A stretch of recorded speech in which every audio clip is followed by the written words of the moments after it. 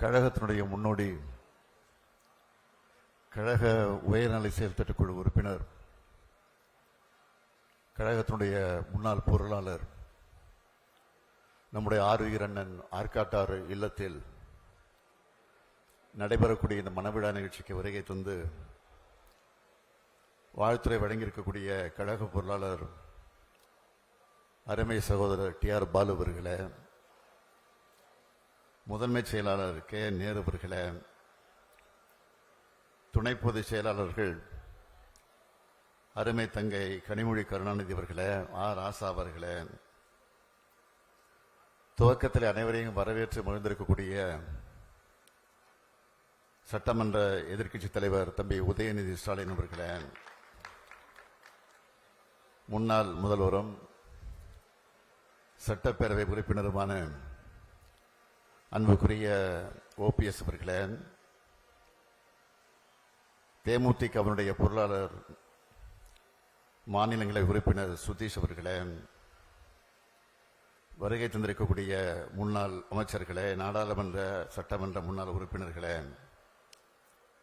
மாவட்ட கழகத்தினுடைய செயலாளர்களே, உள்ளாட்சி பிரதிநிதிகளே, மாவட்ட ஒன்றிய பகுதி வட்டக்கிளை செயலாளர்களே, நிர்வாகிகளே,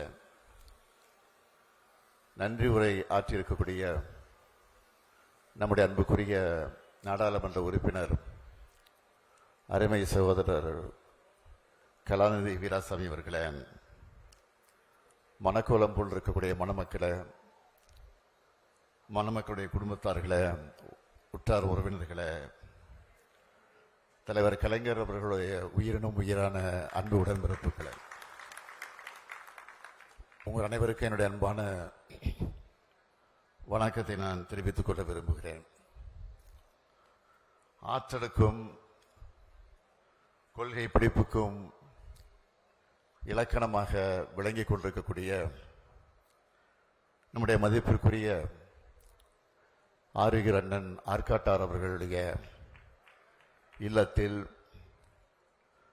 இந்த இனிய விழாவிலே பங்கேற்று அவருடைய பேரனும் நம் பாசத்திற்குரிய வடசென்னை நாடாளுமன்ற உறுப்பினர் டாக்டர் கலாநிதி அவர்களுடைய அருமை மகனுமான வி.கே. சித்தார்த் அவர்களுக்கும் ஆஸ்திரியா காயத்ரி அவர்களுக்கும் இந்த மனவிழா நிகழ்ச்சியை நான் நடத்தி வைத்து அதே நேரத்தில் மணமக்களை வாழ்த்தக்கூடிய ஒரு சிறப்பான வாய்ப்பை நான் பெற்றிருக்கிறேன். அறிஞர் அண்ணா மீது பற்று கொண்டு அவரை தொடர்ந்து நம்முடைய தலைவர் கலைஞர் அவர்கள் மீது அன்பு கொண்டு அண்ணன் ஆற்காட்டார் அவர்கள் இந்த இயக்கத்தில் இதனை ஒப்படைத்துக் கொண்டு இன்றளவும் இந்த இயக்கத்திற்கு விசுவாசமாக, துணையாக, ஆலோசகராக, எங்களை போன்ற இளைஞர்களுக்கு ஒரு வழிகாட்டியாக அண்ணன் ஆற்காட்டார் அவர்கள் விளங்கிக் கொண்டிருக்கிறார்கள். துவக்க காலத்திலே அண்ணன் ஆற்காட்டார் அவர்கள் மின்துறையில ஒரு ஊழியராக பணியாற்றி அதற்கு பிறகு அந்த மின்சாரத்துறையினுடைய அமைச்சராக பொறுப்பேற்கக்கூடிய அளவிற்கு உயர்ந்து அவர் இந்த இயக்கத்திற்கு பெருமை சேர்த்திருக்கிறார்கள்.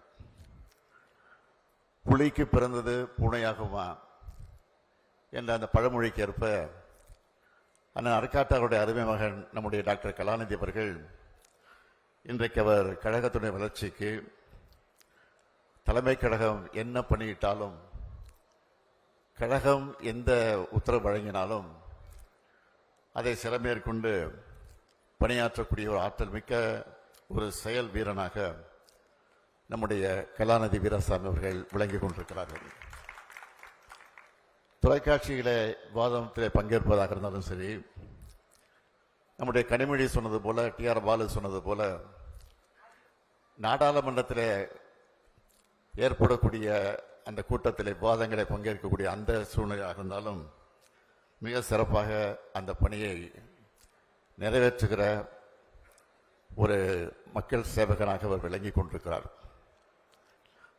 இங்கே தம்பி உதயநிதி பேசுகிற போது சொன்னார், எனக்கு துணையாக தலைவர் கலைஞருக்கு எப்படி துணையாக இருந்தாரோ இன்றைக்கு நமக்கெல்லாம் துணையாக அருட்காட்டாளர்கள் இருந்து கொண்டிருக்கிறார்கள். இன்னும் சொல்ல வேண்டும் என்று சொன்னால், எனக்கு ஒரு வருஷம் என்னோடு இருந்து எனக்கு பக்கபலமாக இருந்து அவர் பல அறிவுரைகளை ஆலோசனைகள் எல்லாம் எனக்கு ஒவ்வொரு நாளும் வழங்கியிருக்கிறார். எங்கே என்று கேட்டால் சிறைச்சாலையில் 1976 நாங்கள் எல்லாம் கைது செய்யப்பட்டு மிசா சட்டத்தின் கீழ் கைது செய்யப்பட்டு ஓராண்டு காலம் சிறையில் இருந்தபோது அண்ணன் ஆற்காட்டாளர்களும் எங்களோடு இருந்தார்கள். சிட்டிபாபு அவர்கள் எந்த அளவுக்கு கொடுமைகளுக்கெல்லாம் ஆளாக்கப்பட்டார் என்பது உங்களுக்கெல்லாம் தெரியும். அவர் மறைவதற்கு என்ன காரணம் என்பதும் உங்களுக்கு புரியும். அது பற்றிலாம் நான் இந்த மனவிழா நிகழ்ச்சியில் பேச விரும்பல. ஆக அப்படிப்பட்ட கொடுமைகள் எல்லாம் சென்னை சிறைச்சாலையில் நடைபெற்றது. அந்த கொடுமையிலையும் தன்னை ஈடுபடுத்திக் கொண்டு அதில் சிக்கி தவித்தவர் தான் அண்ணன் ஆற்காட்டாளர்கள். அதை பற்றியெல்லாம் கொஞ்சம் கூட கவலைப்படாமல் இன்னும் வெளிப்படையாக சொல்ல வேண்டும் என்று சொன்னால், நானெல்லாம் சிறையில் நிம்மதியாக தெம்போடு திராணியோடு இருந்தேன் என்று சொன்னால் அதற்கான ஆற்காட்டாளர் தான் காரணமாக இருந்தார் என்பதை நான் இந்த நேரத்தில் பெருமையோடு சொல்ல விரும்புகிறேன். ஆக இன்றைக்கும் என்னுடைய கையில் விசா தழும்பு இருக்கிறது. அதேபோல் நான் ஆற்காட்டாளர்கள் இன்றைக்கும் ஒரு காது கேட்க முடியாத நிலை ஏற்பட்டிருக்கிறது. சிறையிடப்பட்ட அந்த கொடுமையை தாங்கிய காரணத்தால் தான் அந்த நிலைமைக்கு ஆளாக்கப்பட்டார்.